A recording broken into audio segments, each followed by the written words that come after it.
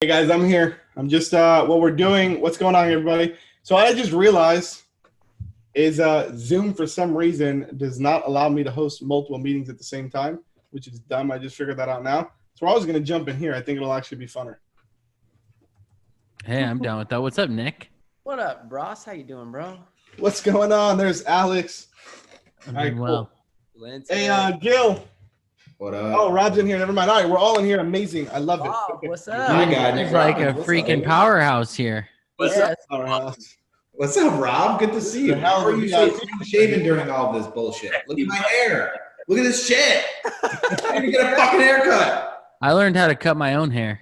So did I. I'm never going to a freaking barber again, bro. I just grab some shit and just go. Just don't look at the back. That's what I went to It's all do. It's like just up. tacked.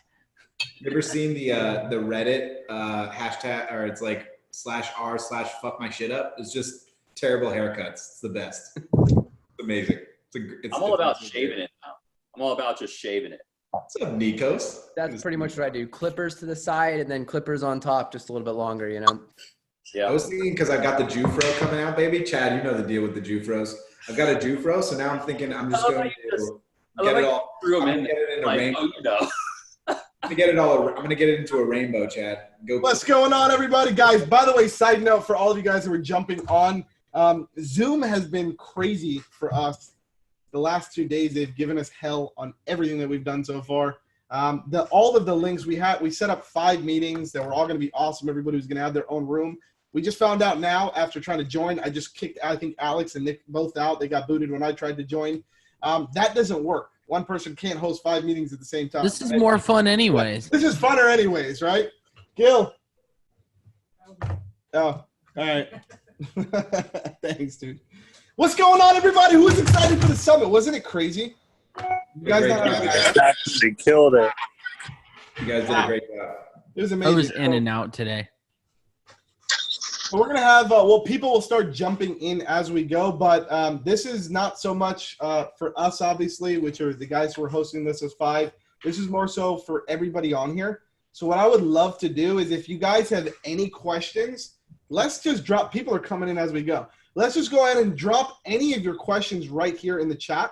That way we can keep it super organized, and then we'll try to just round robin between us. We'll just treat this as a panel, I guess. It's the best way that we can do it. You guys cool with that? All right, I love it. I love it. So, guys, who has any questions, just fire away what I'll do, because we're recording this for everybody who got access to the VIP. They'll get the replays. So what I'm going to do is just for the sake of people watching the replays, ask your questions in the chat. I'll read off the question, and then we'll start going so we don't just answer shit, and then people are like, well, what was the question, right? That could get awkward. What's going on? We got a bunch of familiar faces here. A lot of people in Dash Elite here. So what's going on? Gavin, KJ, Danny Flores, Angela, James, Nikos, Alicia, Chatty. What's going on? John, what's up, everybody? What's up, Chad? What's up, participants and panelists? You guys are Nikos freaking awesome. Is always driving. Nikos is the best. Nikos, you Anytime I are see him, always he's in the driving. car. Where's the cigar? You had the cigar the other day. Definitely on my way. On your way. Okay, good. All right, guys. Let's fire off some questions. Go ahead and ask any questions that you guys have. Ask them in the chat, guys. I'm going to invite some more people on here. I'm going to get some of my Dash Elite guys on here so they can enjoy this amazing thing, too. Nobody's any questions. Everybody just wants to come in here. Well, while everyone's got a question, why no one's got a question, I got something I'm really excited about that I'm just going to share. Share it. Let's roll. So today, have you guys addicted to AppSumo like me? Like I'm addicted. I like buying from AppSumo. I know we spoke King about Sumo. it yesterday. So I got this Oh. app. So I bought the app Phone Wagon. And what I did was I set up a thing where I send out a voicemail drop, but from Sly Broadcast, but the number that I send it from is my Phone Wagon number. So when they call back, it rings for 6 seconds. They get a voicemail drop that's like, hey, this is Ross. I'm actually busy right now, but I'm going to send you a text with my calendar link. You can book a call. And then after that, it sends them the text and they get that link. I had so far today 4 book calls from one broadcast that cost me like $40 from Houston loan officers testing that strategy. it's insane. Like that's all I did was like I let 6. So I'm pretty pumped right now because now I'm like I'm gonna go nuts with this. I got all these people responding. I love it, man. That's awesome. I love software. I think software does everything for life, especially as we keep going in age here. We're in 2020, almost in 2021. Yeah, software's a big thing for us. What's going on, Gil? By the way, guys, we're celebrating. We're having some drinks in the back here. We got the whole office. We worked hard as hell for the last 2 days. So cheers to all of you guys. Hold on. Way more than 2 days. Give yourself some fucking credit. You I got a blonde ale 2 myself days of here. hell with Zoom. a lot more than 2 days. Hey, Chad, really quickly, what was the name of that app for the voice drops and all of that? Oh, Ross, what was the name of that app again? From Action? Sly Broadcast. By the way, someone says here, I set up Pipedrive. What do I do with it? Besides, the first thing you do is you go to settings and hit cancel, and then you go join League Carrot. That's the first step to setting up your Pipedrive account. Holy shit, that was amazing. Ross, can you please do a here's how to use Pipedrive. Okay, so first you go to settings, cancel. Then you go to this website. That would be hilarious. All right, this is what I'm going to do. All right, let's start this up. We got enough people in here. People are going to keep jumping in. But we do have a bunch of questions. I'm going to fire away, and then we'll just round robin across the speakers to try to get these questions answered the best we can. We'll do this as fast as we can. For those of you guys who are here, who came in here to get educated and understand some cool strategies and stuff from the people that are already making millions of dollars, ask your questions now in the chat. And what I'm going to do is I'm just going to host this thing, and I'm going to go down, and we're going to get to question by question and get the answers. So just keep asking your questions. We're going to get to it, okay? Just keep throwing them in there, okay? Because we don't want to get to a point where there's no more questions, and then it's awkward, and then we're just watching Nico smoke a cigar in his car, okay? I'm okay with that part too. Okay? All right, Angela.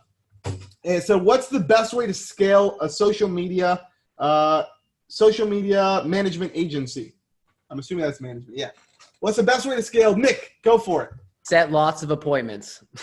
Wake up every day, set appointments. When you're getting started, that's like the number one thing by far. Set appointments, hit all the prospecting channels, then automate your prospecting. And then from there, you can focus on really delivering value and refining your retention processes. But so many people get so caught up on having like the perfect retention or the perfect fulfillment process.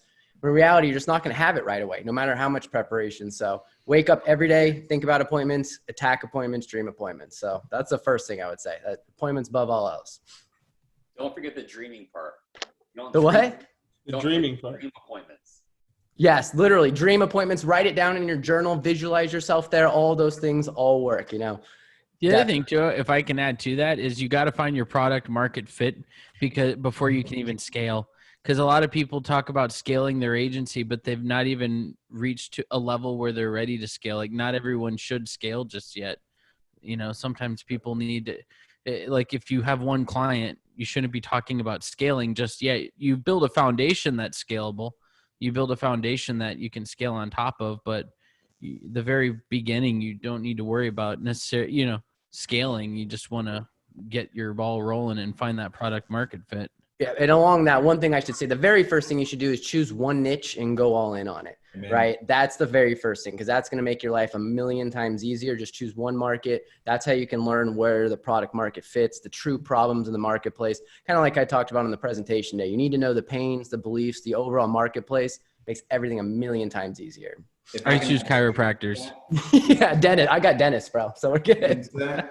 One, don't worry about competition or market saturation. Like that's just such a waste of your time and energy. There's, I promise, 10 times the amount of businesses than there are the agency owners that can help them. So don't worry about that. It's a waste of your time and energy. And a lot of people concern themselves with what other people are doing when you have literally no ability at all to control what they're doing. And probably as a person of integrity and hoping that other people are succeeding, it's not like you want to succeed by someone else sucking ass. That's not the intention anyways. Like, we all want to win together. That's the entire purpose. The other thing I would note is when someone says you want to succeed or be successful or be happy or make money or scale, actually identify what that means to you. Not what Chad says or what I say or what Nick or Ross or Rob or anyone else says. It's what you identify. No one can tell you what scale means. Scale is your determination. There's no like automatic number. Everyone's like, I want to get to 10,000 recurring. And then when you hit that, now I want to get to $1 million.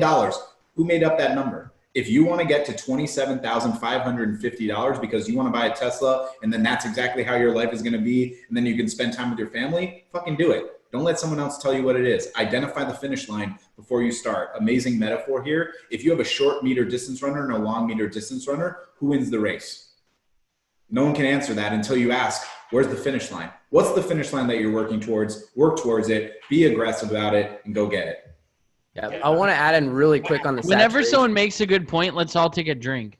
Yeah. I want to jump in on that because that's super powerful. We got a lot of good guys on here making good points. With saturation, bro. And also be cautious of what you see all the other marketers doing in all these other groups. It's so easy to get your mindset just destroyed because you think everyone's so far ahead of you and everyone's doing all this crazy stuff. And you can really put yourself in a prison of your own mind. And I've got guys that, I work with who are doing like $80K a month. And they feel like they're so far behind. I'm like, dude, just stop looking. Crazy. It's Isn't nuts, fucking man. Crazy, Nick. It's crazy, man. And why the fuck are you caring about what they're doing? It's irrelevant. Yeah, it's like, stop. You're putting yourself in this prison. And you want some saturation. You need to go after markets that are advertising. The biggest way to find out if is the market oversaturated, ask yourself, is the problem I'm solving actually solved? And is the problem of businesses getting new customers solved? No. That means there's room for someone to come in, make their own mark, and create their own unique little spin on the problem. Can I add two things in too? Oh, go for it, man. I'm just interjecting myself in here. All right. So number one, I'm going to backpedal before I talk about this too, because I agree with all this. Keep it to one thing when you sell, guys. Like, we have a motto called land and expand. It's like everybody wants to sell the big contract, but the truth is, like, we sell ROI offers typically, all of us, right? You're looking to do a service to generate X amount of money back. So sell one thing, get great at positioning that one thing, create a unique selling point to that one thing. That's why the competition, that kind of stuff doesn't matter. And then go in there and expand it. Make sure you're doing your weekly meetings with the clients, go in, show them they're winning, and then sell the next thing. But land and expand, sell one thing. Yeah, so I definitely agree with what everyone's saying. The next step to that, I would say too, especially going through the scale currently myself to the next level with us, is that if you see a business doing really well, just understand that they're going through some shit too. Like, if you see they're just crushing it, keep in mind, like, there's always some weird shit going on in the back end with margins, with team, with fucking, like, it's fucking Zoom. Crazy. With Zoom. Fuck Just Zoom. keep that in mind, guys. Even the people, quote unquote, making it, like, everyone's going through shit. So just keep that in mind. Yes, that's what I mean. Like, literally, people don't they don't give the full story most of the time on social media. Like, there's always shit going on. Like, what you don't realize is it looks like we're formal on the top, but we've got our shorts on. I'm wearing shorts every single day. Every day. Oh, That's exactly what Rob meant.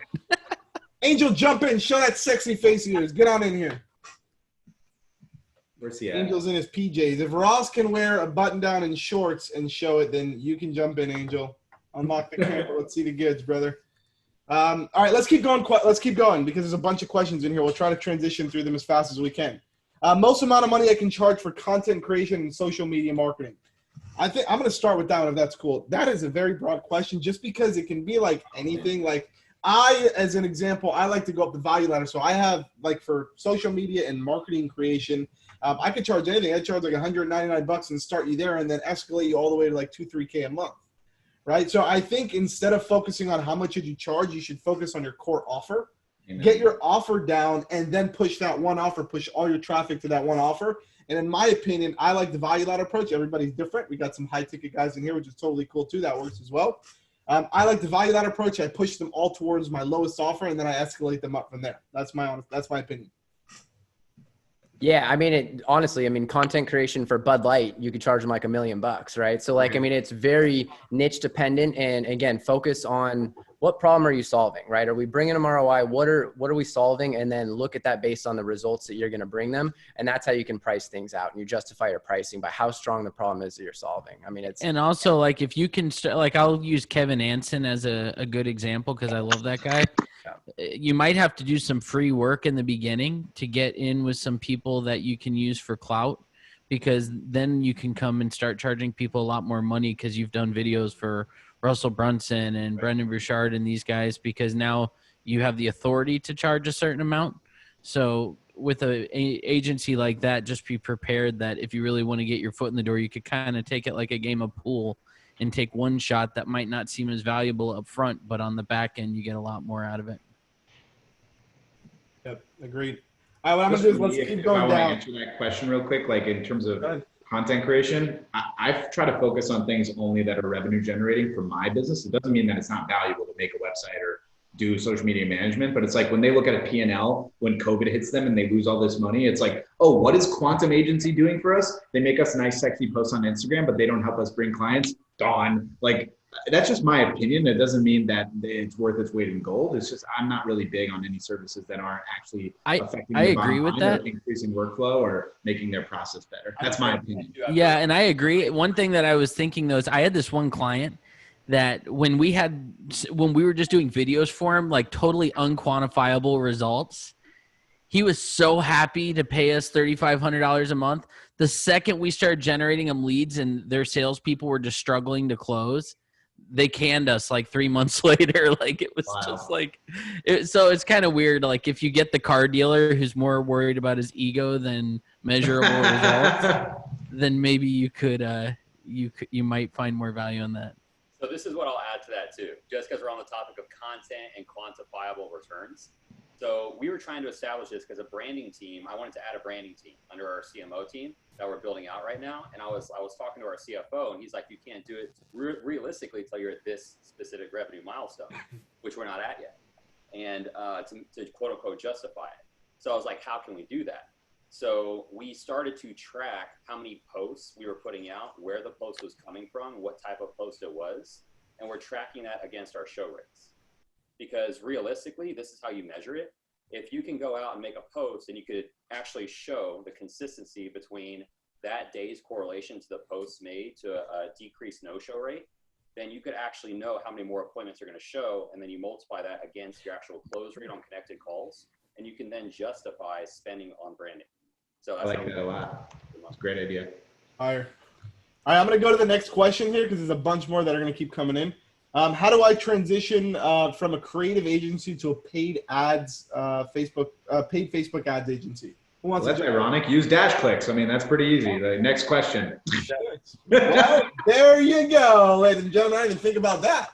Bang. Yeah, that is a good answer. Yeah, if you can actually don't have to transition into anything. You can just do it, and then we'll do it. We'll fulfill it for you. But bang, that was the softball of softballs, Chad. Which one of your spies put that question in? Don't try to bullshit us. I don't know. That was Angela Beza. Angela, are you here? You're still here. What's up, Angela? It's the first time we actually met, so no spy here. Yeah. Can you guys hear me? Yeah, we can. I woke up at like 1:30 a.m. just for you with this, like an alarm set up. So I just want to like really acknowledge all you guys. It's like I look at Russell Brunson and I am just like wowed by the value he brings. And then they're like, you guys, the value you bring is just so freaking insane. Like you guys inspire me so much. And I just like look at 6-7 figure marketers and I look at you guys and I see, oh wow, so this is what the difference of a 7-figure and an 8-figure marketer really lies. Like you guys are so value obsessed. You are. First of all, you're awesome. Where are you from that you woke up at 1:30? I'm from the Philippines, but I'm currently based in Saudi Arabia. Saudi Arabia? Wow. Wow. You are awesome. Thank you so much for that insight. And that honestly makes me feel really good about what we do because just continuing, you know what? And I thought about, we had a whole meeting about it internally today in the morning. We all got into the office. And I got, it's only us 4 working. So we have a huge office. Some of you guys have been to our office before. But it's just really, right now it's just me, Tommy, Gil, and Carlos working from the office. And our entire team is working remotely because of the whole COVID situation. And we got in today in the morning and we had a group meeting. We were like, should we do more of these summits? Because last night, like I'm not even kidding with you guys. I started getting messages from Slack from people in our Dash Elite community. I started getting messages on Facebook, messages on Instagram of people that were saying how valuable, and they weren't even talking about my content. They were just talking about how valuable the event itself was and how it's actually changing their life and making them think differently. And I was like, if we can make an impact like that from doing something virtually, not even leaving our freaking office, Like, I am totally down to do that more as long as we don't use Zoom. Like, I'm totally down to continue doing it as long as we don't have to use Zoom. So thank you so much, Angela. Those are really kind words. Appreciate you. All right. I'm going to continue going down the list here, okay, because there's a bunch more. All right, let me keep going to some other ones here. What's the fastest and best way to get calls for a therapist? Like the easiest way and best bang for the buck? I'm going to jump in really quick. I'm going to say InstaSites. Like that is the fastest way to get in. It's the fastest way to give them value, give them a free website, let them like enjoy something valuable, like a tangible item that they can like, even though it's like online, they can't really feel it, but they can see it, right? And that changes the perspective on the communication of how you're actually communicating with them. Now, it's something completely different. I think for us, and I know I'm preaching InstaSites because it's our product, but it is what it is. Like that was my life. If you guys see my presentation, like InstaSites and InstaReports was our agency. That was what we used to, that was a stepping ladder to get clients, right? And we've gotten thousands of them over the years doing that. InstaSites for me is my favorite one because to be honest, I'm actually not a high ticket seller. I don't sell accounts for $1,000, $2,000. We were always low. We were like that $699, that sweet spot range, but we were doing volume. We were like 500, 1,000 clients, right? Going in that range, right? So what I want you guys to think about is everybody's different, number one. But I think just to answer that question, I would say InstaSites, build them in InstaSites, follow the irresistible formula framework that we have. We gave it actually for free to everybody today in the morning for whoever showed up early. I'll actually drop it in here for you guys too if you didn't get that freebie. Let me drop that in here. This is a free course we have. It is in the chat. You can go get that. We charge $97 for it. You can go get it for free right now. Just put in your name and email, and it'll email you the login to Kajabi, and you can log in and watch it. It has our whole value ladder. It's got everything in there. So hopefully that helps. Dude, like I just wanted to say that was the very first thing when I first watched you. The first 15 minutes you talked about that, I'm like, damn, this guy is still getting my $97. Did you buy it? Because now I feel awkward. I just gave it to you for free. No, for the event. For the event. Okay, yeah. All right. That makes me feel better. Nice one. I was like, let me delete the link real quick. I'm just playing. Never mind. It's now $97. Change free to $97 really quick. That was funny.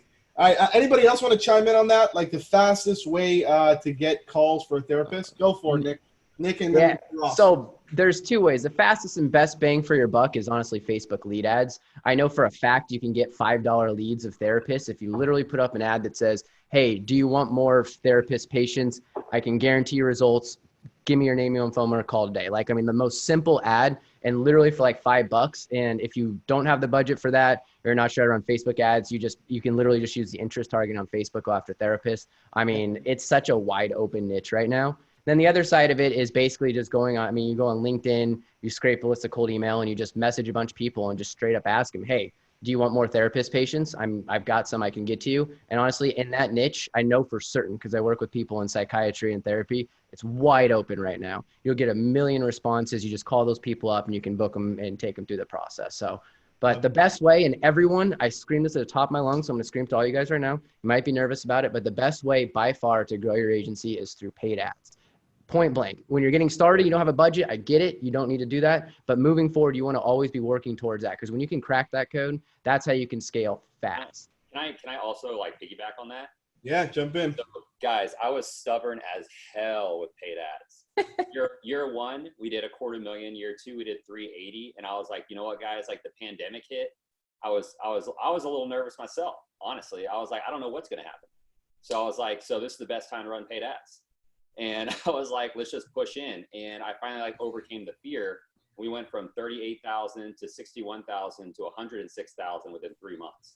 Wow. And I was like, it's legit that insane when you pile it in. Let's give that a round of applause. That's how you scale out, baby. Can I add to what Nick and Rob said? Yeah, go for it. Okay, so I agree. I was going to say the same thing as Nick. Like lead form ads are the stupidest, easiest way to get. I personally landed 23 personal injury attorneys in the first 4 weeks of COVID with a lead form ad. Like I didn't do anything fancy. But what I would say that's huge is add text messaging on the back end of that lead form like right away. So like I use Lead Carrier, obviously I zap them in, but there's plenty of softwares you can do that where they get a text message and then there's that two-way text messaging.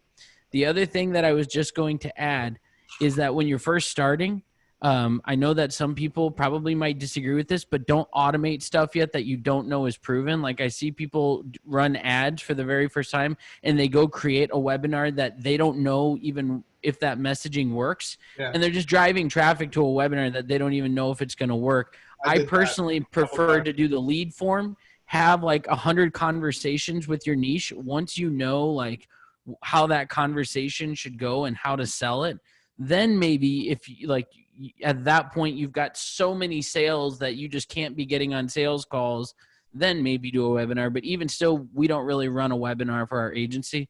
Because one-to-one is the highest converting sales. It's the least scalable, but it's the highest converting sale that you can get.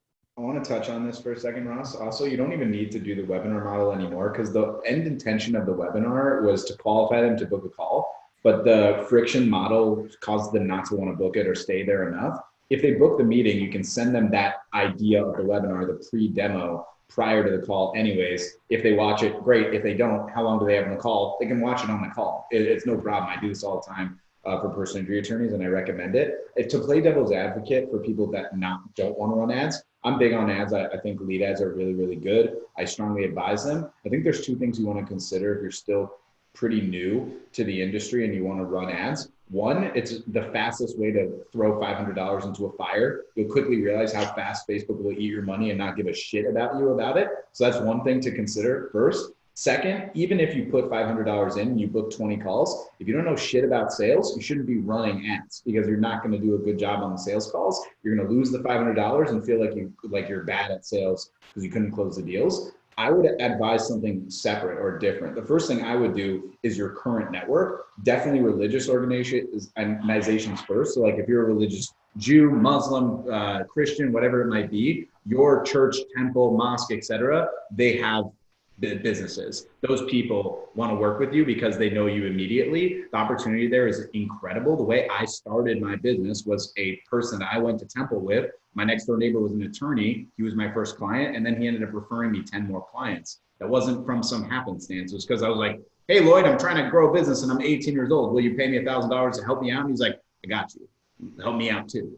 That model is Jesus was flipping tables, but he got clients. Exactly. I want to jump in as well and add to what Angel, let's give him a round of applause. What's up, fam? I got my connection. Angel. First of all, Angel had to DM me. He said, "Yo, I'll be right back. I got to get on the marketer's mindset share." So just to kind of add to what Nick said, I think also for those, because there's some people who don't know how to run ads or configure the ads correctly and all that, and that can hold someone back, especially if they've never ran an ad in their life. I think LinkedIn for that specific niche is great. What I would definitely suggest is you want to optimize your LinkedIn profile for that niche specific before you even start to automate or think of, sending out any messages for that industry. And it's as simple as, creating a nice little cover photo that relates to the niche, as well as changing your bio that, kind of says what you can do for that industry. And then also the about me, you want to fill it in with, why they should choose you versus everybody else and what's, special about you and your kind of your offer. And then what I would do is literally I would log into something like Meet Alfred, which is an automated LinkedIn software that's super affordable for anyone starting out. Create a nice little template with a follow-up message and literally just put that thing on autopilot, and you can start seeing conversations generated for you in supplementation to everything you're currently doing with whether it's emails, lead ads, or whatever it is. Because LinkedIn, believe it or not, is a social media avenue where people are on there to start business conversations. And I think a lot of people underestimate LinkedIn. I personally love LinkedIn. I have Sales Navigator and it's automated, and you don't even need a VA for that because it's done for you, and you don't even have to, really. And it's all done where you can see the replies on a software like that. And then that's it. I mean, you just need to start, you need to basically set up conversation starters every single day, whether it's automating your email, your LinkedIn, your Facebook. But I think LinkedIn for that specific niche is going to be very, very powerful So I would definitely, if you haven't set up an automation for that, I would definitely set that up before you go to sleep tonight, so you can start waking up tomorrow with conversations to get started. And then even tomorrow, as soon as tomorrow, you can start jumping on qualification calls to basically, you know, start having conversations and then prove your offer before you start running ads. Because I wouldn't run ads until I know I can get a deal, at least with organic approaches like that. So that's just kind of my. Ross also showed me a really cool tool yesterday that was called Ulink. I've never heard of it. It's is that what it's called? Ulink? Is that what it is? It's LinkedIn automation. The only thing about Ulink is that they're not accepting any new members. So unless you have a Ulink account and you refer somebody into Ulink, you can't create an account. So something like Meet Alfred can, you know, anyone can create. Yeah. Skylead seems to be pretty cool too. Can you guys drop a referral link in here too? Chad, all the tools are exactly the same. They literally do. Yeah, they're all pretty much the same. Shit? Okay. Well, there is slight differences, like if it's Chrome based or if it's Cloud-based. Not. Yeah, because just the way that it interacts with it. If, for instance, Ulink to LinkedIn, they think it's an Android phone, so it looks like you're logged in on an Android phone from like a back end development standpoint. The other thing that I don't like about Ulink that like Skyleads has is reply detection, because like I like to zap my leads into the CRM, and the people who didn't respond have cold callers following up with them.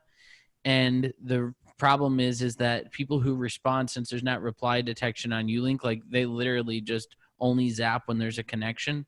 So you kind of have to. So yeah. Just to add to that, what I have set up is essentially once they accept my connection message, which ideally has the offer within it, meaning if they accept my connection, they already know I'm going to reach out to them about more information. My next reply that comes out from that connection exception is literally, thank you for the quick, thank you for accepting my request. When would be the best time to jump on a call to provide you the details? So rather than having this whole conversation on there, literally that, you know, the first message is my offer. The reply, once the connection is accepted, that initial reply is, when can we jump on a call? When would be the best time? And bam, literally that next message that comes after that is their phone number. Can I provide an ounce of comedy on that? Yeah, go for it. So my highest converting LinkedIn script right now is horrible. It's hilarious though. Look, check this this script out here. Hey, first name. Hope you're well. Would you like to see what I'm doing to generate a metric crap ton of warm insurance leads? This worked amazing. And then it says, P.S. a metric crap ton is equal to 15 to 20 weekly. Dude, we booked so many freaking appointments off of that metric crap ton script. It's kind of hilarious. Yeah, dude, I want to jump on that. So did you guys see that message? Like so often when people are getting started, we overthink these messagings. We write like paragraphs. We talk about how amazing we are and I help all these companies. No, just straight up ask them, do you want more leads? I'm telling you, you'll get results. Just frame it for whatever niche you're in. It's huge. And don't sleep on Instagram either. People, business owners are new on there. They're still seeing those direct messages. Facebook can still work too. Don't get me wrong. I think Facebook can direct messaging. It definitely still works. But Instagram, search hashtags and go look for people who are in your niche. They're reading those DMs because they're new on there and they get all excited when they start seeing a like or a comment and that type of stuff. You will absolutely get good results on Instagram as well. You could literally just send the same message that Ross sent. Like that's it. You don't have to get cute. You don't have to get crazy. Don't talk out all this fancy, crazy stuff you're doing. Simple to the point and it'll work. One more thing to add to that I think not very many think about is you can literally go to a website or to your client's website, and every single website, unless they're from the Flintstone age, has a contact form. Use their contact form. I have gotten so many replies from just literally submitting the same exact message like Nick says via LinkedIn or Instagram or whatever it is, the exact same message, because it has no fluff. I mean, it's either you are interested or you're not. I mean, that's all I care about. If you're not interested, not a problem. I'm going to go hit up your next competitor, right? So it's not a big deal. But that contact form, believe it or not, is getting forwarded directly to whoever's in charge of dealing with those leads. And a lot of the times, if your offer is good enough, you will get a reply and you will get a message, not from that info email, but literally from the owner or whoever is literally in charge of handling this type of deal, and says, hey, Angel, I'm interested. Here's my phone number. Call me on Monday at this time and we'll give it, we'll have a chat. And it is so underestimated how much potential a contact form has, because it's literally directly sending it to the person in charge, and then that person will route it to whoever is responsible or the most appropriate for that, recipient to handle that type of offer. So I highly suggest, if you're having struggles, like literally just start hitting up contact forms, either via Instagram, Facebook, LinkedIn. All of these different avenues are amazing avenues to start conversations. You just got to ask yourself, how many of them have you done in the last week? And if you're not getting any results, you can ask yourself, well, how many connection messages have I sent, right? And typically it's not very many. And I've asked many people that are not getting sales, and it's because they're not starting enough conversations. And that's ultimately what it all comes down to, no matter what, whether it's Facebook ads or whatever it is. So I'll also say too, oh, sorry, Chad. No, you're good. Go ahead, man. Go ahead. Yeah, go for it. Too, like when I first started, I was so confused. It was 2017, and I really had like no clue what I was doing. So I'm watching all the YouTube videos till like 2 a.m. in the morning. You guys know how the game goes. And so the one thing I heard from this guy, Alex Becker, which, a lot of us might be familiar with, is he always said, build a list. And I had no clue what that meant, but all I knew was I better just start doing it. I don't know what to do with it, but I'll just start doing it. So my advice, guys, would be to start collecting the emails, put them in an email software, even if you don't know what to do with them yet. Because when I launched a YouTube channel back in 2018, I just had people opt in down below to nothing. I just said, one day in my YouTube videos, I'll let them know, like, one day I'm going to have something. I don't know what it is yet, but if you like the stuff I'm talking about, just opt in. And whenever that thing comes out, you guys will get an email. Like, I don't know what it'll be or when it's going to be, but, opt in if you want. So then that happened in March when I decided to launch an information product when I, was doing a digital marketing agency before we fully transitioned to a sales development company. And I just did an email blast in March, and we did 10 grand on that email blast to a discounted product. My first ever information product launch was an email blast. So and then every week now, so for the LinkedIn stuff, we collect the emails from when they connect with us. It automatically dumps into an email list, and it shoots them an email that says, I'm not here to go out for coffee with you, but what I am going to do is I will shoot you emails for the next 90 days of free information to see if you like what we do. And if you do, reach out to us. So we don't like to do the whole 2-call thing. We just like to hop on a call with people that know us and close. So we just put them through a back-end sequence. But we collect the email list because once a week we shoot something out called a yes email. And basically it's a testimonial email that says, hey, would you like to get more clients? Would you like to do this, this, and this? If you said yes to all those things, book a call. So we just shoot an email blast once a week. And guess what? As a LinkedIn, we connect with like 20 people a day or so. So that adds to our email list. So it's just new people on the list that we send this email to. So it's free bookings. Rob, that's awesome. This is Lisa. Can I ask a quick question? Yeah, go for it. So I have a LinkedIn setup like that too. What do you use to collect the email address? Zapier. I was LinkedIn to Ulink, Zapier to ActiveCampaign. Oh, I use Ulink as well. So you tell me that again. You have Ulink, and then you have. So I'm gonna be totally transparent. My team set all of this up, so right. I just know the gist of what they teach everybody. But yeah, it was basically, I know Ulink's involved, I know Zapier's involved, I know ActiveCampaign is involved. Rob, I feel that so much, bro. I get messages like, how do you do this thing? I'm like, dude, I have no fucking idea. My team does it. I don't know at all. I have a, so I'm looking at a scraper that scrapes the email from LinkedIn and then just drops them into a CSV. So I just wondered if there was a way for me not to have that scraper. It's a Chrome extension. It doesn't actually message anybody at all because I use Ulink for that, but. So I think, because I know we do this with our Facebook group too, when people drop into our Facebook group, it shoots them to an Excel sheet, and then that Excel sheet zaps them into an email list. So I'm assuming, yeah, I think it's the same thing. I think that Ulink zaps them to an Excel sheet, which then zaps them to ActiveCampaign. I don't know that for sure. I know that's how we do it with our Facebook group. I can tell you, like, just to piggyback off of that, we do the same thing. So it's the Zapier is basically when a new row is created in Google Sheets. Take that information and zap it to wherever the hell you want, right? And that can be wherever you want to go. And the way that Ulink picks up as a trigger is when a connection request gets submitted. So when they connect is when they zap. because you don't get that information unless they've connected. So what I do is I just use that as the trigger. I personal plug, zap them right into Lead Carrot, and there I have emails and all that go. I can send them through, I've dropped these people after I've warmed them up enough, text messages. We have people cold calling them. Like, you can go bananas until they get pissed off at you utilizing that. Love it. I'm gonna keep going down the list, guys, because we got a bunch of questions. I want to just try to get to as many as we can. So I know Alicia asked. So I set up pipe drive. Ross said cancel pipe drive. So I would actually recommend going to use Lead Carrot. I think Lead Carrot is awesome. I'm just gonna tell you guys the only reason why we have a lot of Dash Elite members in here. So we use Pipedrive because we have it integrated from way back when we started DashClicks. I was actually speaking to Ross about this the other day.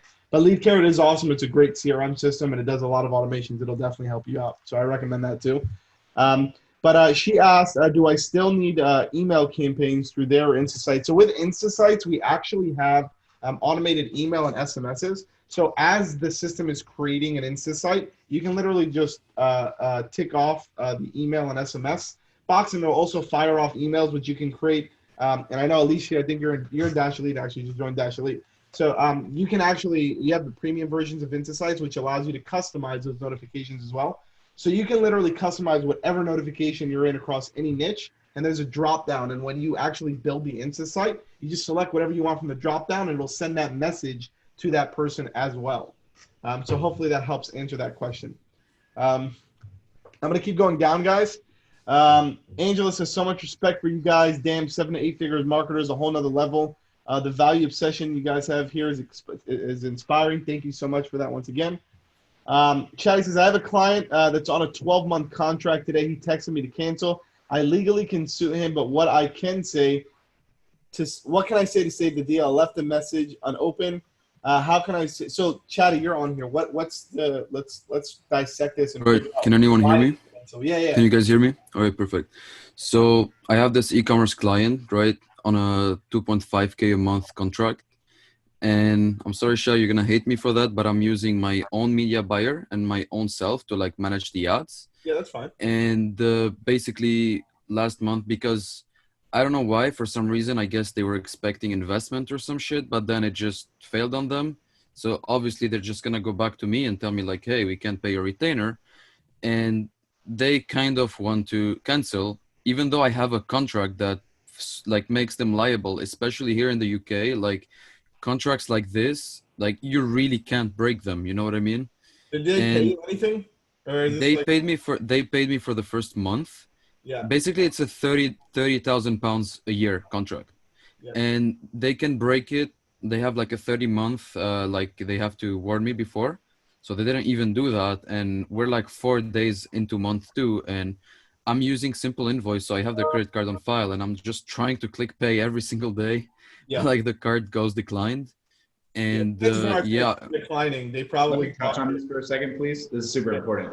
First of all, no contract means shit unless you're willing to fight for it. So just understand it's a piece of paper. It doesn't actually mean anything at all. Okay. At all, right? So a huge thing in the world that we live in is called security theater. Like everyone wants to be secure and have freedom and everything like that. When someone signs a contract, if you are not willing to go to court for that contract, the contract's nothing more than security theater, right? Which is fine. That's totally normal. That's why I don't have to sign any contracts with anyone I work with, because I'm not going to go fight for it in court for basically any deal. Maybe a deal over 10K, if it's something like that, maybe I'll deal with it, but probably not. Like it's just not gonna happen. Also, very, very important to say, no one here is an attorney, so I don't think you should listen to any of us on any legal advice. No, I'm not. Sorry for that. I'm not asking for legal advice. I'm just asking for like if I can sales. Jump in, like, yeah, go ahead. The way that I think about it is, what would that relationship be like with somebody who wanted to break with you? Like, it's going to be a horrible relationship. My philosophy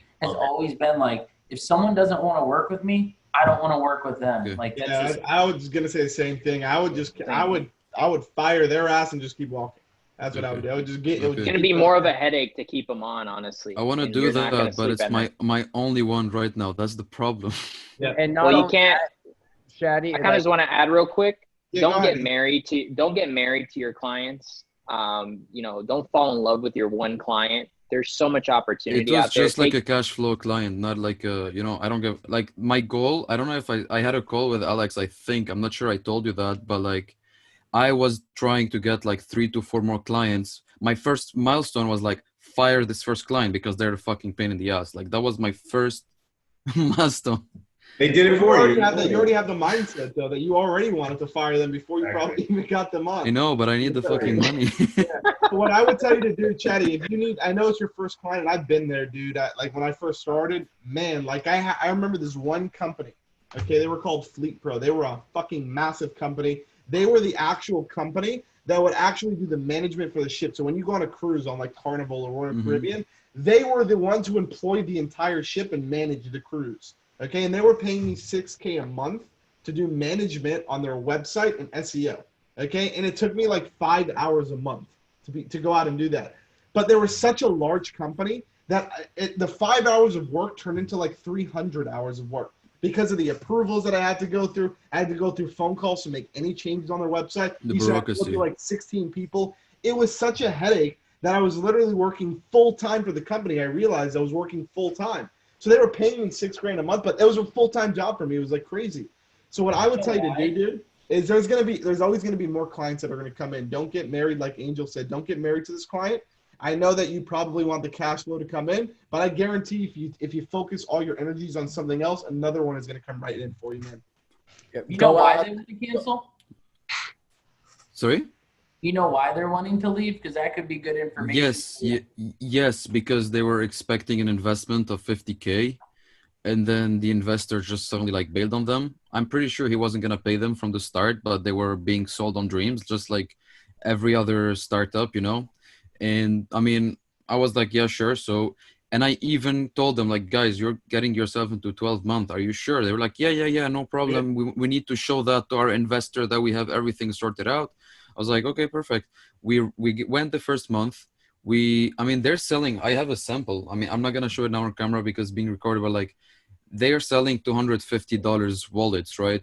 The first month we got them 8 sales out of like 500 of ad spend, which is huge, because that's how I started. Like, I have an e-commerce background and everything, and we were breaking even just from the first month. The brand is brand new. They don't even have an Instagram almost. Can I tell you something really quick, Chatty? Mm-hmm. I know you're going to go on with a story, and that's fine. I would not work with a startup, and I'll tell you why. I know. It's way too much of a headache. They're not going to have any money to invest. They're going to penny pinch everything. They're going to be on your ass multiple times a day trying to figure out what's happening because you're their main source of revenue. And I'm their main information. Mm-hmm. Yeah. I know. No. This is something I knew I was signing up to that. It's because they were a personal connection. I didn't have to do any like type of outreach or anything. They came to me. They're like, hey, you're our go-to guy for this. Like, hey, you have a background in e-commerce, and they know that I had like many stores and stuff.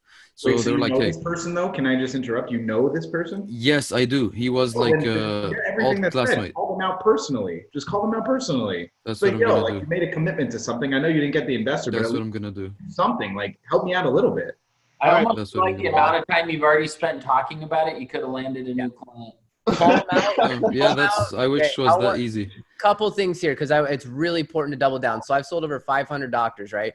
I don't have 500 active clients. I probably lost like 350, right? So we're going to lose a lot of clients, especially as you're getting started. So the thought power that you spend on that versus the thought power you can spend on what we just talked about with the prospecting and reaching out. Like Ross just said, you'll have another client. And the state's contracts aren't worth anything, and you're never going to get rich keeping people's money that didn't want to pay. Of course, we're not the cable companies. We're not Comcast and shit. We don't get to run like that. Some of the best advice I ever received growing up in sales were 2 things.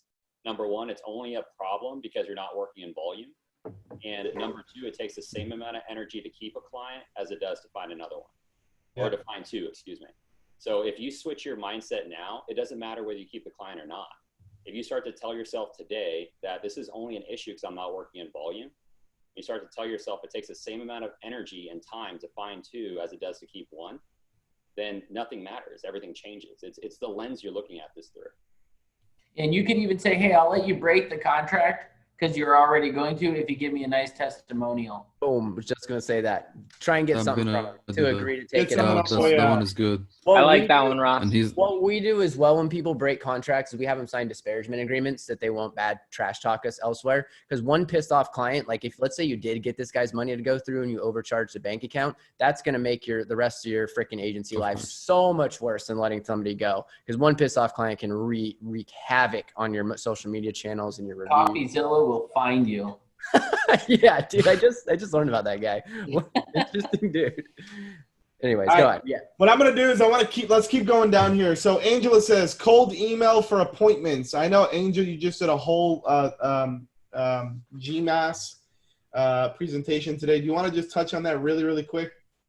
Like what industry are we talking about here? I think it was, or I don't know. It's a good question. Angela asked a question. Angela, is there any specific industry that you're going after? Right now, therapists. Therapists. That's right. Okay. Therapists. So I would, first off, Nick would probably be the best person to ask this question to. But if you were to take, Nick's knowledge of what their highest desired client is and integrate that within an email, what I would do is just basically use any of the softwares that we talked about in the training, whether it's D7, another one is Scope Leads. There's a bunch of different ones out there. Lead Carrot. Just pick one, right? And go and scrape, pick Lead Carrot if you want, and just scrape as many therapists that you can within a single city. So I always divide all emails, so I segment them by cities rather than blasting them out as a generalized email, because if it's not personalized in any way, then they're going to feel like it was just a really random cold email, which you don't want them to feel that way. So I would personalize it by city, scrape the therapist in that city, and then plug in with the template that I gave you guys in the training what their highest desired client is. So, hey, I'm looking to generate, X amount of, I'm looking to work with a therapist in X area who is looking for the highest desired client, which, Nick can tell you what that is. And it depends on also the type of therapist that you're looking at, but, who is looking so I can work with exclusively in this city, who can handle more of this type of highest desired patient. If you're interested, reply back with your best phone number and I'll fill in your, I'll contact you and provide you all the details. If for whatever reason I reached the wrong email, reply no, and you'll never hear from me again. And then you would say, thanks, your name, and then that's it. And then basically you would do that for each of the cities. And literally that template works for pretty much every industry. And, you can add, a little bit of flavor into that by adding, and I'm looking for exclusivity. I'm only working with one exclusive therapist in a single area. So you can add flavor to it. But at the end of the day, the basic framework of that template is going to work. And then you just want to split test. So based on, once you do have some conversations and you hear their tribal language and what they're looking for in a patient, you can start tweaking the email to make it even more, flavorful for that industry, because the more tribal language you can add to it, the more credibility you're going to have. And if you're just straightforward without the fluff, a lot of people send emails and say, hey, I've been doing marketing. I have a digital marketing agency for 10 years. We've done this and that. And it's like a whole essay rather than just getting straight to the point without any fluff. It's like either they're interested or not. And then bam, I mean, that's the reason it works so well, because like Nick said, make it simple. I mean, it's either a yes or no. If they're not interested, then obviously they're going to say either no or reply or not reply or whatever it is, and say, hey, I didn't reply, because when the follow-ups kick in, they'll tell you the reasons why they didn't reply, right? And they'll literally say, hey, by the way, Angel, I didn't reply because I don't have this type of desired client, or I don't serve this type of desired client, or I'm not even in business anymore, and this was my old business that I used to run, or whatever it is, because some old emails will still be a good email, but they may not be in business, and that email won't be removed from the list of scraped emails. So that's exactly what I would do, and literally it works every single time. I can send off, anywhere from, out of, let's say 250 emails, I can get anywhere from like 5 to 6 positive replies by using that template, right? And depending on your capacity, I would definitely not burn out on emails. So I wouldn't start with 5,000 outreach emails. I would start with a nice number. If you're a one-man band, you got to consider your capacity. So if you do get, if you send out emails in the morning, like I suggest, you can get replies that same day and jump on a qualification call or your team. Because what I would do is you would forward the reply to your actual branded marketing email. So if you have, whatever your name is at, marketing.com, if that's your actual branded email, you want to forward the reply, whether it's positive or negative, to your branded email, so that next reply, when you're asking them, hey, when's going to be the best time to jump on a call, that comes from your brand. That comes from your marketing agency, rather than the first name, last name email, which it might not give them credibility. And they'll tell you that straight up. Oh, I was kind of timid to reply because it's just like a personal email. But when you reply with your branded email, all of a sudden it has your signature on there. They can look you up, and all of those things will apply in that response, which is why they'll jump on a call and actually give you the time of day to show your product or service, or at least qualify them to then show your product or service. Because I don't show them my product or service until they're qualified.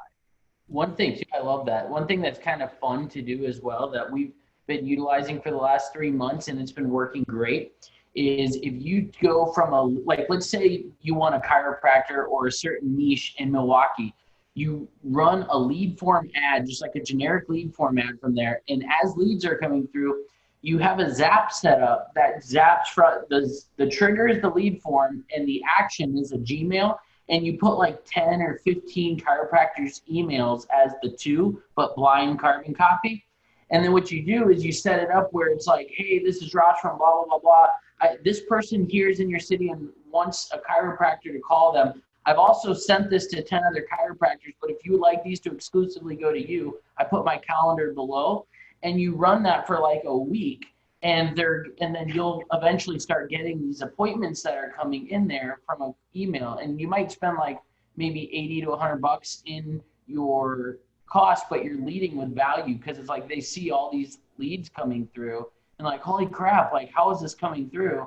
And then there's that fear of loss. Like if I don't book this, one of these other chiropractors that he's sending it to are going to get these. And one thing I want to really add on there, because that is the gold. And it sounds like, Angel, that's almost identical to what we're using. I think a lot of us using very similar scripts, right?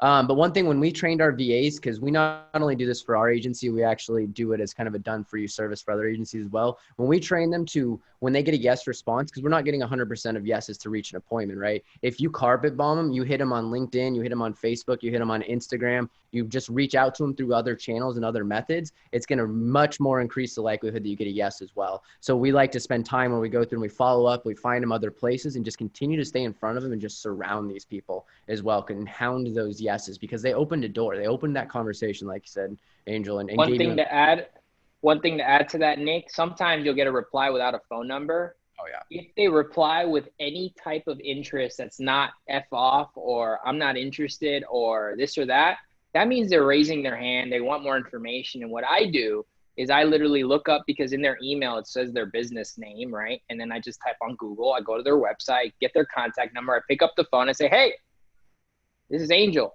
I'm the guy you replied to your email. I'm just giving you a call because you didn't give me your phone number, but I just figured I'd give you a call and kind of provide you the details of what we got going on. Do you have a second? And bam, I qualify them right there.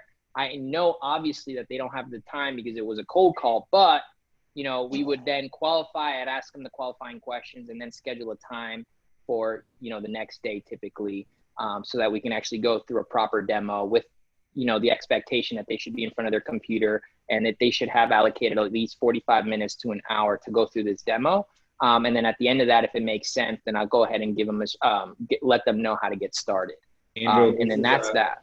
This is what I call warm calling. This is by far, if you're not running ads, the best strategy to generate appointments. If you're at all savvy on the phone and able to speak to people without being, just feel comfortable, and you don't need to be so worried about it. Just be okay with being uncomfortable and getting comfortable with it. And if you guys haven't seen, I've done a lot of weird videos online. I don't know if you guys, I'm sure you've seen it before, but like eating hot wings online while calling, or like taking shots while calling, just to like showcase, like, it doesn't have to be like all that scary. If you're sending any message to anyone, the next day you should call them and follow up. Be like, do you see my message?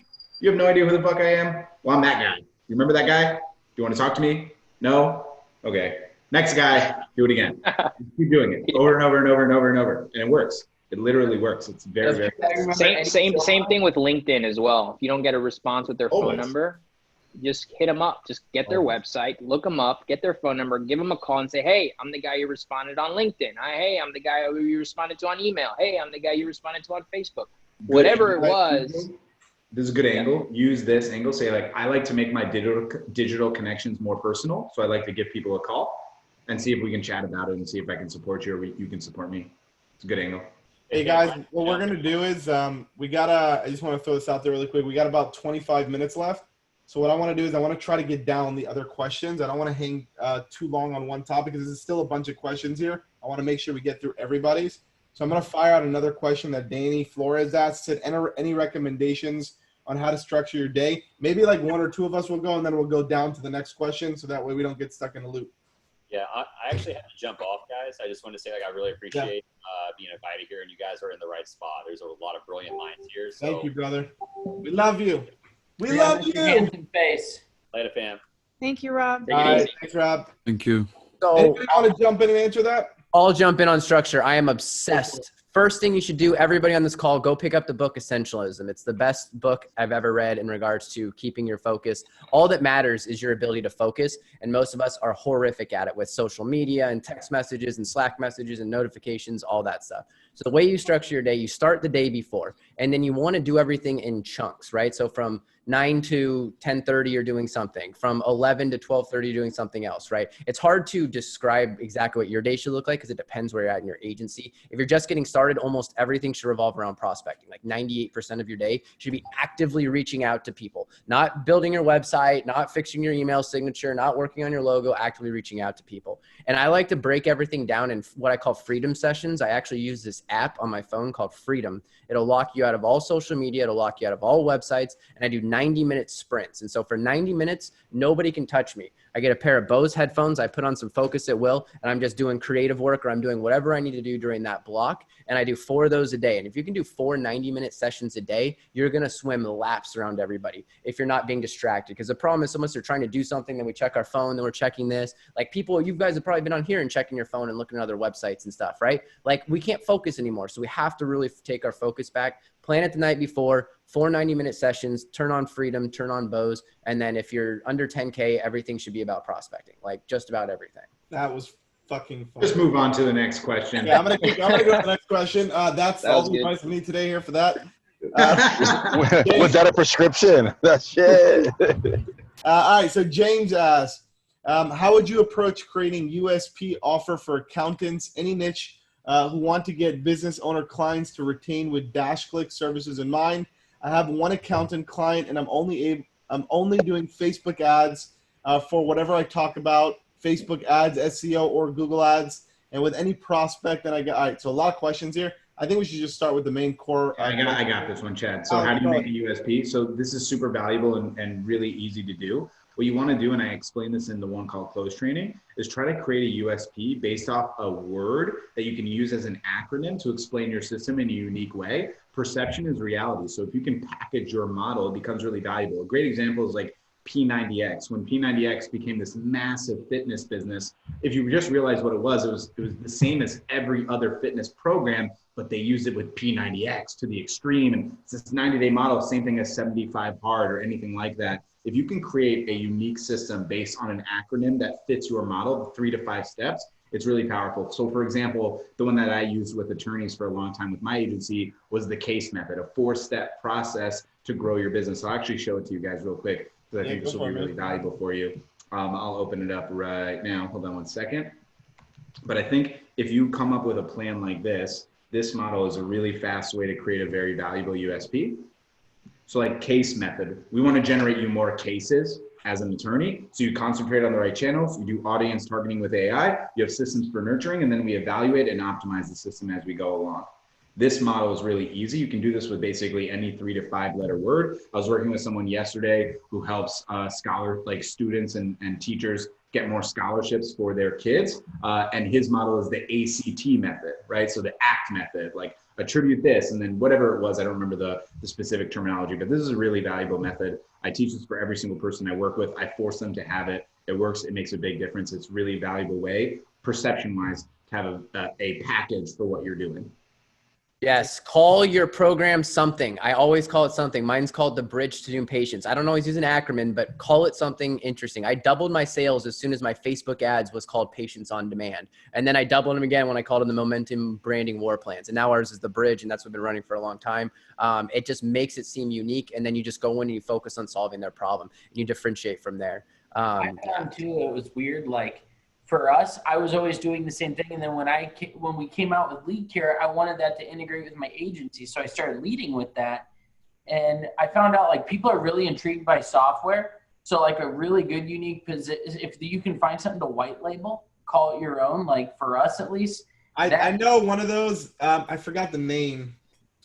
Let me think about that really quick. I'll get back to you. I forgot about it. Like a unique selling proposition can be that like you have your own software. You know, DashClicks, maybe?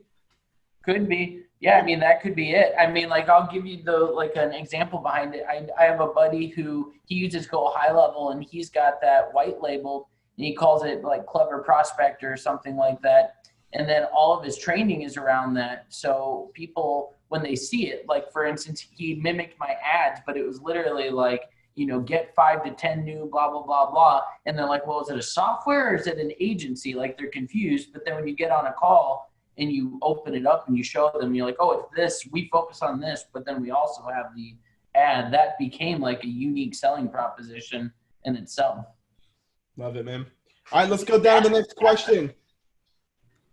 So John said, do we set up a business email reply with SendGrid or GMass?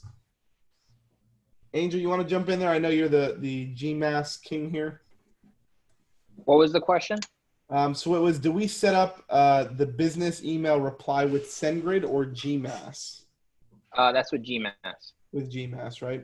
And John, I know you're actually in Dash Elite, so if you want, you can fire the question off in Slack, and one of us will jump in there and show you how to do that as well in detail. So Kevin asks, I've gotten the advice to use a domain to close a regular corporate domain and make it a G Suite email instead of a Gmail. Angel or others think it would be best to increase response to cold, blind emails. What do you guys think about that for as far as like, I'm assuming this is for email marketing? Well, if you're using cold email, you don't want to use your main domain because you don't want to get blacklisted. So definitely don't use anything important.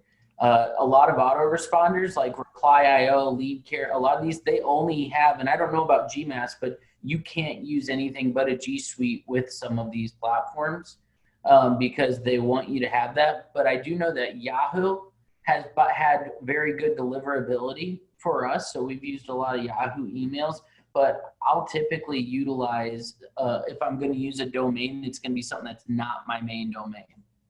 One way to get around that too, if you really, for whatever reason, want to use your domain, which I don't really suggest it, but you can create, if your domain is like, you know, whatevermarketing.com, you could just buy the whatevermarketing.info or .co or something, and then send off with that, which would be kind of your same brand, but not your same domain. Yeah, guys, sorry, that like sounded so unclear. I was talking about an alias domain that was close to the main one. And if you just thought it coming from an actual corporate might be better than it coming from a Gmail.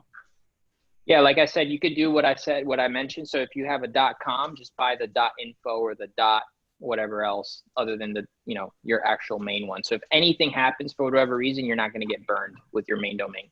Yeah, got you. But do you think it would actually affect the numbers, or it's not even worth it? It will affect. Well, I guess, yeah, it would definitely affect it. Because remember, the whole point of the whole personal email is that it's personal. Like it feels like if you just literally typed it up on your phone, on a, you know, just literally on your phone, and then you'd be replying with your actual branded email, where then you continue the conversation on a branded level. Got it. In the past, we used to like come up with really unique emails that like, and it's, you can, you know, as far as like a unique angle, but sometimes if you're just real direct, like, hey, we do leads, it's a lot easier to like get around it. Like for instance, people seeing leadcarrot.io, our actual response has gone up if I send someone a personal email, or if they see it from our company, like the sales close better on the back end because they're not confused thinking that maybe you were a client or whatever. Got you. Thanks. You got it, man. All righty, let's see what else we got. Anybody else got any questions? I think we actually ran through a majority of them. Anybody else? We have about 15 minutes left. I know some people might have to leave a little bit early. If you do, I do got to run, so I wanted to just throw this out there. First off, thanks for everyone being here. Appreciate you all. Thanks, Chad, for hosting this and giving us the container for it. We always appreciate that. If anyone has any sales objections they need support on, if you want to ask me any of those before I leave, excuse me, that'd be great. If not, thanks for having me. I appreciate it. Yeah. Anybody have any sales related questions, anything with objection handling or things like that you might be kind of hitting a wall with? I always love sales stuff. So go for it. Yeah, you know what? I think this is more just a personal, like always wanting to hone my skill. Like, you know, there's that. I listen, I discover the need, I find all that good stuff. I love some of the stuff that hit me this couple of days were, you know, we're here to discover a solution that's right for you, whether it's us or you or whatever. You know, that's what this whole consultation is about, or this next few minutes. You know, I love that perspective. So that's not really a question, but a comment. I also love like front loading objections. So I'm going to anticipate all your objections and we're going to talk about them before I tell you the price, before we get to that point. And I want to know like how you're going to handle this. I want more of the people that I speak to every day across the board to convince me that they're the right person for my product, service, or whatever. I want them to be begging to get into the program or to like, you know, so I want to be as positioned as possible that to get them to tell me why, you know, they're a match for what I'm offering versus the other way around. And just my nature as a, you know, I think Alex Charfin said it well, like contributor, you always have something to say, you know, it's like, and I do really listen, but I'm get really excited about what I'm doing too. And so then when I see the thing, then I'm like, here it is, like I'm doing right now. But I want, you know, you can tell that Alex is super excited to answer this question. I know. He's like, yeah. What I was saying was, if you stop, he's going in. No, what I was saying is I'm super similar. Like I always have something to say. That's exactly, my style. Right? I mean, and so it's like, it's positioning for me. I want to have them, I want all the objections up front, but I want them to be convincing me. Can I say something though real quick? Like I still don't have, I don't know if you guys feel the same way, but to me, it almost feels like for me, it'd be egotistical for me to think they're going to be begging me to take on their business. We have to sell. Like in our business, we're selling. I don't have companies coming to me begging for my service. We have great inbound stuff and we sell them on the phone. But I think that we do in my program, because I focus more on, you know, like online, you have more of a brand. But when you're doing outbound prospecting and inbound prospecting, and it's the first time they're seeing you, for me, and maybe I just suck, but I would say I don't think I do. I don't have people begging for my agency. No, what I'm saying is more, it's not really a product but it's more of here's my life and here's why I need to change it and here's what the problem is. And so instead of me going, God, you know, here's what happened with this, my store, this thing, or this is what I see the solution, but you have to hold the solution back. And I draw it out of them and I want them to just really lay it out to me to say, and they do that already, but I want to dive deeper into their pain and I want them to be sharing that with me, you know, without me just giving them like, oh my God, this is a great thing, you know, and it's like, yeah, it is, but why is this the right time for you? Who else is part of all of that? You know, I think it's front loading a lot of stuff. Yeah, for me, like no matter what, and this is just maybe Nick and these other guys who are doing brick and mortar agency business as well. Like I personally feel like online people can give you the perfect presentation. Like you really want to draw out their personal desires, and you know you're not selling them the service, you're selling them that vacation, and that's true. Like that's true. But when the rubber meets the road and you're actually sitting in an agency sales call and you're closing someone on lead gen, it doesn't go as perfectly as everyone always puts it on slides. It's just not. That's just not how it is in real life. And their objections, you lean into their objections. But for me, I found the only way I've ever been able to get somebody else vulnerable is if I get vulnerable with them. Oh, I do it totally. I just talked to a fellow who had his baby on his shoulder, and I said, yeah, I'm going to cry right now. Like I am literally going to cry because you are taking a step to change your life. And I'm taking a screenshot of this picture right here, and I want you to frame it because you just opened a door for your daughter.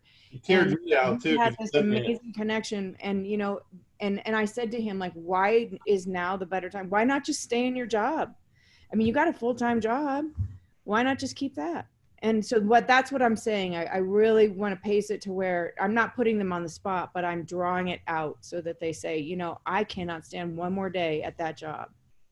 You know, instead of me saying, oh my God, I have this great solution for you. Yeah, of course you do.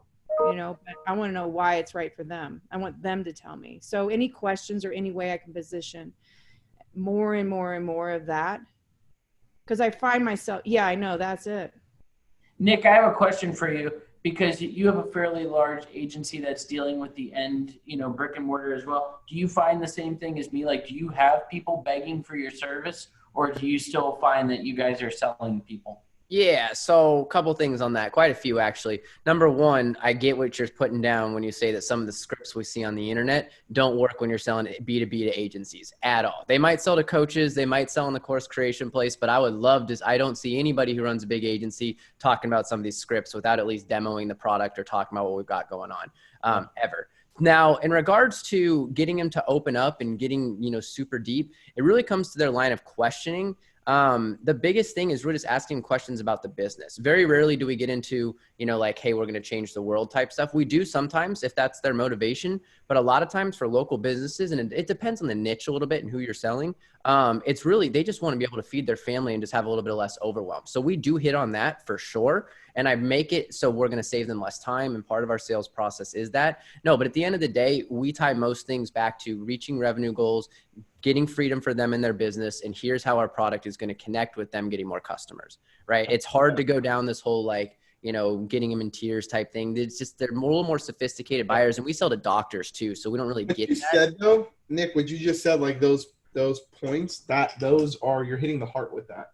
That's really what they're on. Most people are on the call for what you literally just said. So, I mean, reduce freedom and overwhelm. Picture. Yeah. That's also what you just said about being savvier buyers just makes sense. Like when you're on a webinar, the people or on things, the people there are broke. They get into the raw stuff, emotional, because they're at that point. A lot of these guys, they're already in their business. They've made that decision. Savvy. It's just it is. I completely agree with you, Ross. I know what you're saying, and that's how mine is. Yes, we find out their motivations for change, but really we're in this to get them to make money. We're coming in as revenue partners if we're selling lead gen, and this is the type of stuff we are. You know, if that's what you're selling. Now, if you're selling, you know, hey, I'm going to help you get over a relationship, or I'm going to help you, you know, even if you're getting started to make money online, it's a different conversation, right? Starting an agency, selling an agency process. And I know you do that too, Ross. But when you're doing B2B, go reduce more freedom, reduce overwhelm, and then more money, because more money is what they're actually paying for. Yeah. And remind them also about simplicity, I would say as well. Simplicity is a big one, because if you're trying to put them into something that's going to make their life even harder or complex, a confused buyer doesn't buy, and they're just going to feel like if they do say yes to you, they're just going to have that much more on their plate. So if you can just make it seem like it's just a streamline, once they say yes, you're going to get this result, and you're not going to have to do pretty much anything other than A, B, or C, you know, that way you're going to get them excited, because a lot of times there's a lot of people who create complexity in their offer thinking that's what's going to make it sexy. And really it's the opposite. It's how simplified can you make it? Because what a true expert is someone who can make something super complicated seem very, very simple. Dude, I have 71 slides, and one slide shows Facebook ads. Yeah, seriously. The rest of it's about the customer journey, how they're buying, reducing their overwhelm, all that stuff. There's one picture of our automations. I just have a random picture in Active Campaign that doesn't even describe what it does. We got to get simple with it. Tie it back to the customer. Tie it back to them making more money, reducing more overwhelm, and having more freedom. The more you can do that, the more you'll sell. Marketers get really excited about widgets and chatbots and 256 packets and AI and all this stuff. And these people do not buy at all. So I love that. And yeah, I just showed you guys literally the title slide of my pitch deck, because that's what we want to do. And that's what everyone wants. You guys feel overwhelmed. They're also overwhelmed. We're dealing with humans over here. And just so you guys know, if you guys are newer, we can start to put these local business people on like pedestals and think they have it figured out. I promise you, they do not have anything figured out. They are struggling just like us to get by, feed their family, move forward. And that's like, you'll find that out the more you talk to them and get to know these individuals. But they're just trying to be happy just like everybody else. So reduce the overwhelm and simple. So I love that. All right, guys, what we're going to do is we have 2 more questions that we're going to go through because we got about 5 minutes left. So Angela has a 2-part question. First question is, how would you run ads for a therapist so they can get more clients in the fastest way possible? I suppose this is not just lead form ad, or I could be wrong. And then the second part is, if I do lead gen, would we need to handle this back end follow through with the client's lead so they can have sales? So anybody want to jump in who's running ads for a therapist that might be able to give? I don't know. Is that meditation client considered a therapist? Well, I know that they. I wouldn't. No, I don't think they are. Oh, they're not. Okay, never mind. We had some person doing like online Zoom yoga for that we were generating. Yeah, but I guess that's different. Okay. I mean, I think they covered it. I think Nick covered it exactly like earlier in the call. If you just watch the replay, he covered exactly how you would get therapists with Facebook ads. And then if follow-up is a question that you have, you always she's asking the other way though. Angel, she's asking if you get a therapist, how do you run ads for them to get them clients? I mean, if that's a if that's a question, I wouldn't even focus on that. Just use DashClicks. Yeah, I would. That's what I was and focus on sales, or find just figure sales is what's going to make your needle move, not figuring out the whole Facebook. I want to jump in really quick and say something because obviously we see a lot of patterns, and you guys hear me say this a lot. I'm just being honest because we work with thousands of agencies, right? The biggest bottleneck for agencies is fulfillment. That's like the biggest thing. Once you get past the prospecting domino and the sales domino, like the biggest slap in the face that you can ever have is trying to figure out how to run Facebook ads, how to do SEO, how to create a Google Ads campaign. And then when you figure it out, then you got to get other people on your team to figure it out if you really want to scale up, right? So I think the sexiness factor of DashClicks and why we've scaled out so fast is because we have that white label fulfillment, right? And I think that you not having to deal with any of that stuff and you already got enough on your plate as an entrepreneur. You got to figure out this prospecting game, the sales game. Then you got to go to fulfillment and customer service and project management and billing. And then there's already enough. So what I would recommend. Can you send me like details for DashClicks? Just send it to me. Yeah, what I would recommend doing is just go to DashClicks.com, schedule a call. It's a free account. Go to DashClicks.com, get your free account. On the top right-hand corner, you're going to see a little red button that says schedule a demo. Schedule a demo with our team. They'll jump on the call with you for a half hour and walk through the whole thing with you. To back up Chad's point, you know why he works for me? He bought my course. He put half down. He landed a client. He tried to do the fulfillment himself. Not only did he spend all of the money that the client gave him, but he spent a lot of his own money. Couldn't afford to pay off the second half of my course, so I let him work it off, and then I was like, I'll hire you. That's how he got his job. So it's definitely true. Like don't even think about trying to worry about getting results. Like once you get to a certain point, maybe you bring on your own team, but in the beginning, just outsource it. Yeah. All right, we got one last question that we're going to take. So Charlie asks, what's the best way to prospect e-commerce clients other than paid ads? I just went through this. Other than LinkedIn, if you go on YouTube, there's a guy who will show you how to grab the IPs of Shopify stores and then take those IP addresses and you can do a reverse lookup and it'll pull up all the Shopify stores, and then you can take those URLs and scrape all the emails with something like a Hunter.io.